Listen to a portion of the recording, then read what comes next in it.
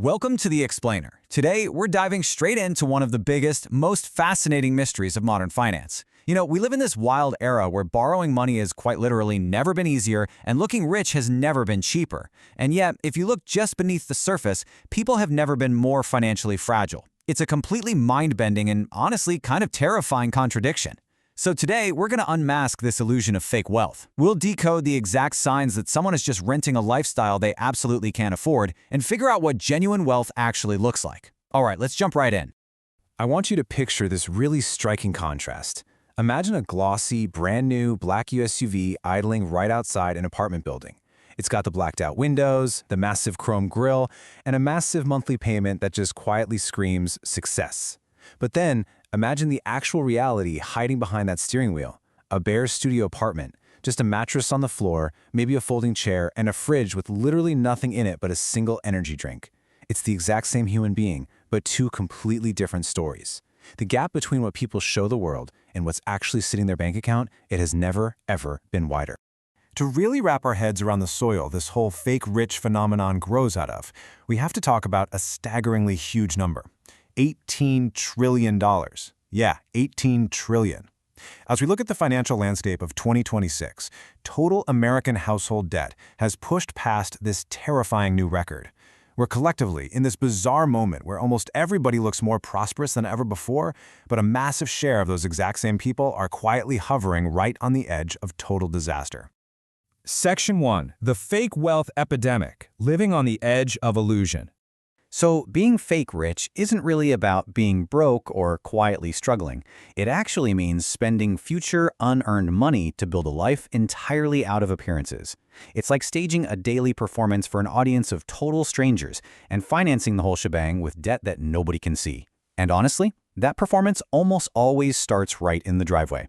The average new car in America sits at around $49,000, and that's just an ordinary car, not even a luxury one. It is the ultimate fake rich starter kit. 1 in 5 buyers, 20%, now carries a monthly car payment of $1,000 or more. Just to keep up appearances, people are signing completely wild 84-month loans. And it gets worse.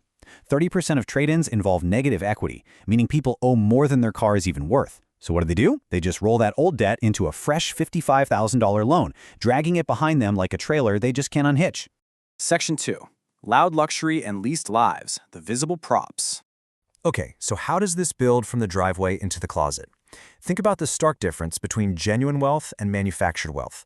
Genuine wealth often embraces what we call quiet luxury. We're talking soft tones, absolutely no logos, just totally unbothered.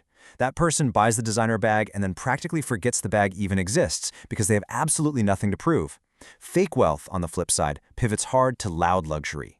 They need the massive logos. They need the highly saturated colors. They desperately need strangers to notice because that item isn't just a bag. It's a piece of evidence in a case they are constantly trying to make about who they are.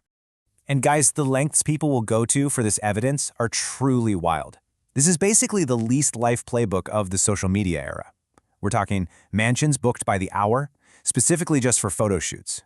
Private jets that are permanently parked, literally grounded on the tarmac, rented by the minute just for an Instagram post. Massive shopping hauls filmed for views and then quietly returned for a full refund the very next day. And perhaps the most telling stat, 7 in 10 younger shoppers are actively buying cheap dupes, like $30 lookalike bags, and passing them off as genuine 4-figure items. The highlight reel just never adds up to a believable life, because all these symbols are just rented set dressings. It's painted plywood, engineered entirely to generate likes. Section 3. The Invisible Debt Trap, Paying Behind the Scenes. Now, staging this daily performance is incredibly expensive. Over 90 million Americans are using buy now, pay later services to fund it. You know the drill. It chops a $100 purchase into 4 easy payments of $25. But here is where it takes a really dark turn. Roughly 25%, that's 1 in 4 of these users, are now relying on these installment plans just to buy their basic groceries. They aren't borrowing for a luxury sofa anymore. They are literally borrowing for food because the money runs out long before the month does. They've essentially turned their entire existence into a stack of subscriptions scattered across the calendar like little landmines. And then, we have the credit cards. Americans currently hold roughly $1.25 trillion in collective credit card debt. And this number, 21%, That is the brutal reality of the typical interest rate right now. A balance you fail to pay off at 21% doesn't just sit there. It compounds. It grows while you sleep, it grows while you scroll, quietly eating away at your future money just to pay for past flexes. You know, if you ever want to gently pressure test someone's financial reality, just ask them this devastatingly simple question. Do you carry a balance? A genuinely wealthy person uses a credit card as a free tool. They get the points, pay it off completely at the end of the month, and never think about it again. But the fake rich person, they treat it like a phantom extension of their income. They'll flex a $1,000 dinner out, for sure, but they definitely won't tell you they're going to be paying the minimum on that dinner for the next 2 years. Section 4. High earners, zero savings. The six-figure illusion. Now, you might assume that making more money would just fix this problem, right? Well, meet the Henrys. It stands for high earners, not rich yet. These are folks pulling in massive paychecks, $100,000, $200,000, even $300,000 or more a year. And yet, national polls show that half of all six-figure earners are living paycheck to paycheck. How is that even possible? It's because the money comes marching in the front door and then walks straight out the back door into car payments, lease payments, and fancy dinners they posted about for an audience. Because absolutely all of that high income is being consumed by this loud lifestyle. The national savings rate has slid down to a very fragile 4%. What that means is most of these high earners couldn't survive a single bad week. So what does being broke on a six-figure salary actually look like? It looks like a breathtakingly beautiful kitchen with absolutely no food in the fridge.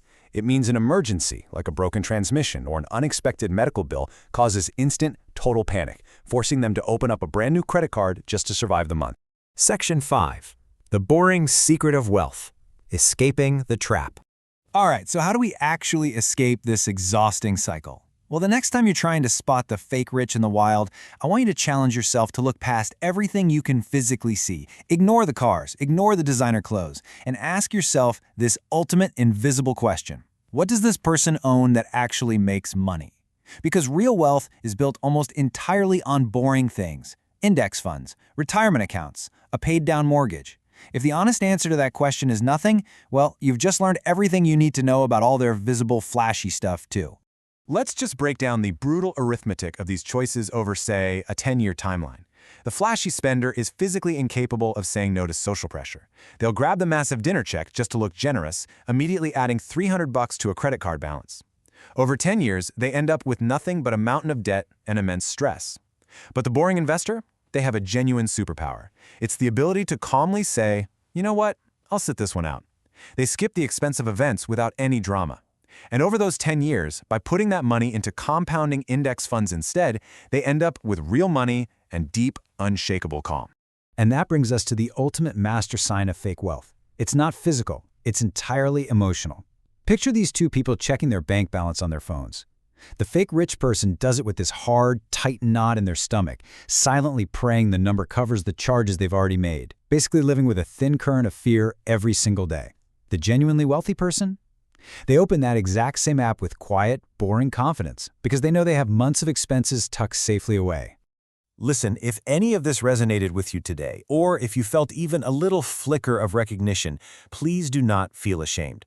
Falling into these traps usually stems from a basic lack of financial literacy, not some deep personal flaw. I mean, almost nobody ever sits us down and teaches us how debt compounds against us or how to buy assets instead of depreciating liabilities.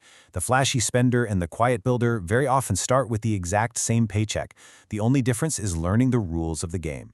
True wealth, underneath all the noise and the logos, is just freedom and quiet. It's simply the ability to handle a bad week with a shrug. So, I'm going to leave you with this final provocative thought for today's explainer. Look really closely at the lifestyle you are currently funding. If you stopped performing wealth for strangers today, what real wealth could you start building tomorrow? It is literally never too late to ditch the exhausting costume, step off the stage, and start laying a rock-solid foundation for yourself. Thank you so much for joining me on The Explainer. Until next time, stay focused and keep learning.